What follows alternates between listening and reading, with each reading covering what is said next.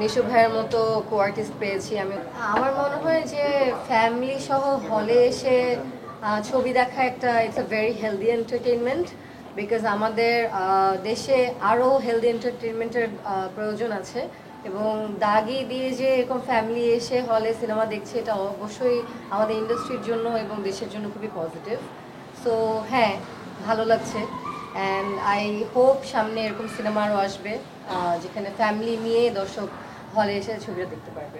Bundle থাকলে প্রতি সিনেমানিতে টাকা বাঁচবে।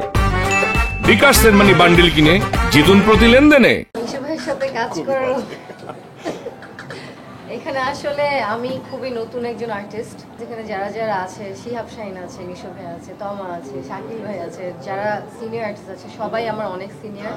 এবং আমাকে যখন এই কাজটার জন্য অ্যাপ্রোচ করা হয়, আমি আসলে এরকম একটা চরিত্র আমি করতে চেয়েছি, বিকজ এই চরিত্র আমি আগে কখনো করিনি। এবং এত সুন্দর একটা গল্প নির্ভর একটা সিনেমা, যেখানে আমার মনে হয়েছে আর্টিস্ট হিসাবে আমি একটা সিনেমাকে যদি আমার পারফরমেন্স দিয়ে আরেকটু ভালো করতে পারি, সেটা আমার জন্য খুবই ভালো হবে এবং সিনেমার জন্য খুবই ভালো হবে।